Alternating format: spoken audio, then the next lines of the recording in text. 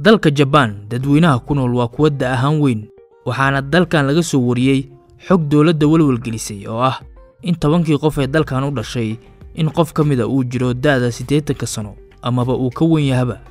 xogta qaran ee dalkan waxay sheegaysaa in 29.1% oo kamid dadweynaha dalkan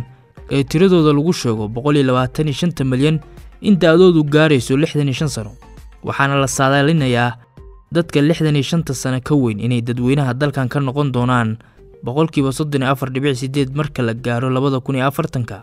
daaweynaanta dadka dalkan waa arin si weyn u saameyn kara dhaqaalaha dalkan maxaa yeelay in badan oo kamid ah xoogga shaqaale ee dalkan ayaa haatan jiraan ama ka weyn 65 sano dawladda dalkan ma ahan mid daneynaysa inay shaqaale dibadda ka keensato dadka dalkan waxa lagu tiriyaa dadka ugu cimriga dheer caalamka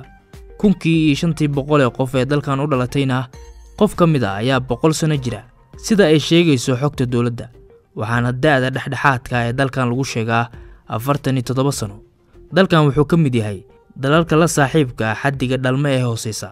muddo dheer ayayna dawladda dalkan arinkan xal u raadinaysaa xaddiga dhimashada ee dalkan waxay dhaaftay xaddiga dhalmada wuxuuna xaddiga dhalmada ee dalkan yahay 1.3 waxaana loo baahan yahay 2.1 si tirada dadweynaha dalkan isugu dheelitirnaato ayadoo aan la eegayn dadka soo galootiga ra'iisul wasaaraha dalkan Fumio Kishida bilowgii sanadkan ayuu walaac muujiyay wuxuuna ku nuuxnuuxsaday in ay dawladdu ka walwalsan tahay shaqaalaha dalka ee sii duqoobaya iyo xaddiga dhalmada ee hoos u dhaca ku imaanaya maadaama ay saameynayso wax soo saarka dhaqaale wuxuuna sidoo kale xusay inay siyaasadda dawladdiisu ay muhiimad gaar ah siinayso nolosha barbaarinta carruurta isla markaana la laba jibaari doono barnaamijyada lagu dhiirigelinayo in ay carruur badan dhashaan carruurta ku dhalatay Japan sanadkii la soo dhaafay waxay tiradoodu ka hoos martay 800,000 waana markii ugu horeysay ee hoos u dhac intaas leeg la arko tan iyo markii la bilaabay in la diiwaan geliyo carruurta dalkan ku dhalata waxayna 70meeyadii qarnigii la soo dhaafay ay tirada carruur ee ku dhalata Japan sanadkii gaaraysay ilaa 2 milyan haddaba waa kuwee sababaha loo aaneeyo inay dadka dalkan aysan ku dhiiranin carruur dhalidda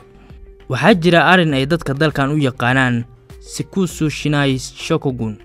waa arin ay warbaahinta faafiso oo ah in qaar kamid dadka qaangaarka ah ee reer Japan inaysan balahayn isla markaana aysan badoonin inay galmo sameeyaan inta cimrigooda ka dhiman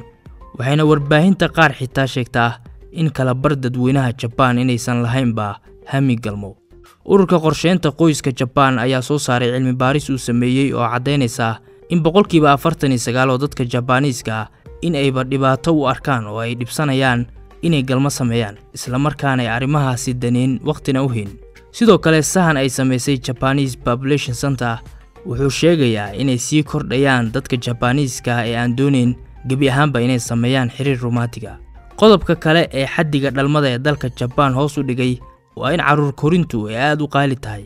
Japan oo ah dalka saddexaad ee ugu dhaqaalaha badan caalamka carruur in lagu koriyo waa ay adag tahay nolosha qaaliga ah ee dalka ka jirta awgeed sicirka ilmo korinta Japan waa mid cirka ku shareeran sida adeegyada lagu xanaaneeyo carruurta ama daycare-ka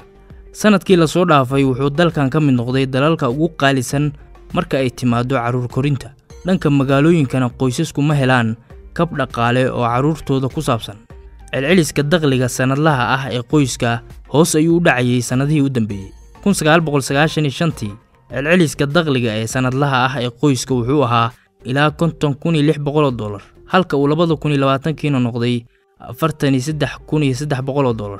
Japan oo kaliya kuma koobnaa arinka dhalmo yaridda iyo qaalisanaanta korinta carruurta ee dalalka qaar ee bariga Asia ayaa sida Japan oo kala ah sida South Korea oo ahba dalka xaddiga dhalmo ee ugu hooseeya ay ka jirto dawladda Japan waxay goor waliba dadaal gelisaa sidii ay hoos ugu dhigi lahayd nolosha qaaliga ee carruur korinta adkaysa in aysan carruur badan dhalanna waxay dawladdu u aragtaa saameyn dhaqaale oo weyn arimaha kale ee sababa xaddiga dhalmada ee hoos u dhacaysa ee dalka Japan waxaa ka mid ah stresska shaqada loo shaqeeyayaashu waa kuwa aad ugu xisaabtama dadka shaqeeya waqtigooda waxayna isku dayaan inay ku shaqeeyaan waqtiyo dheer kaliya shaqaale looma arko ee waa corporate warriors ama dagaalyahano shirkadeed dadweynaha dalkaana waa kuwa dhanka shaqada aad u daneeya oo howlkar ah waana kuwa aad loogu dhiirigeliyo inay joogaan goobaha shaqada. waa kuwa saacado badan shaqeeya, qaarkood ayaana aroortii shaqo taga halka ay guriga ku laabtaanna habeenkoo bartagay. dhawaanahan shirkadaha waxay bilaabeen inay shaqaalaha siiyaan fursad ay ku nasan karaan, in yaro hurdana ay ku heli karaan ayagoo jooga goobta shaqada si wax qabadkooda iyo hal abuurkooda u kordho. qofka inuu si adag u shaqeeyo waa arrin biyo kama dhibcaan ah marka la joogo dalka Japan. qofka shaqaalaha ahna haddii ay fasax qaadashadiisu badato wuxuu dhaleeceyn kala kulmaa xitaa kuwa la shaqeeya. stresska iyo culeysyada shaqada qaar ayaa isku dilaan.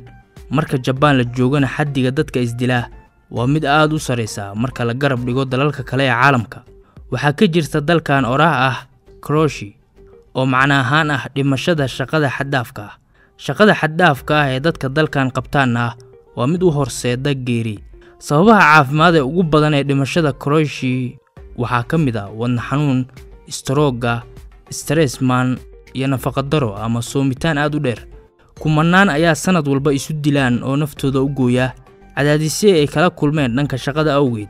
waxaana dadka shaqeeya ee dalkan aalaaba ka muuqda daal ba'an, waxayna ku hurdoodaan sida tareenada, boostojooyinka iyo xitaa goobaha shaqada.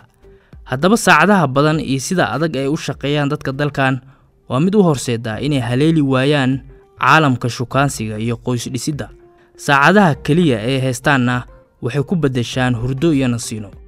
dumarka dalkan waa kuwa intooda badan wax bartay, waana career oriented women. waa haween u jihaysan dhanka shaqada oo tamartooda idil waxay geliyaan inay banaanka ka soo shaqeeyaan. haddaba waxaa aad u kordheen haweenka aan rabin muhiimadna aan siin dhanka hooyanimada, oo in ay guursadaan carruurna dhalaan priority uma aha. dhaqanka reer Japan waa mid haweenka u ogol inay shaqeeyaan ama inay hooyo guri jooga oo carruur korinaysa noqoto. laakiin dhaqanka Japaaniiska wuxuu dhaliilaa haweenka doorta inay banaanka ka soo shaqeeyaan ayagoo hooyooyin ah. dhaqanka dadka dalkaana marka la eego, ninku kaalintiisu waa inuu qoyska biilo, hooyaduna waa inay guriga joogto carruurtana ka warhayso. haddaba dumarka shaqeeya waa kuwa ka baqa haddii ay guursadaan inay shaqada ka haraan, maadaama dhaqanka Japaaniiska uusan dhiirigelin hooyada inay guriga iyo banaankaba ka shaqeyso. waxayna u yaqaanaan gabadha shaqeysa iyadoo hooyo ah onyome, oo macna ahaan ah xaasaska shaydaanka. haddaba dumarka shaqeeya waa ay ka baqaan guurka maxaa yeelay ma doonayaan in loogu yeero xaaskii shaydaanka. dalkan wuxuu ka mid yahay dalalka sida weyn horumarka uga sameeyay dhanka tiknoolajiyadda. marka dalkan la joogana tiknoolajiyaddu waa mid dhinac walba oo nolosha ah saameysay.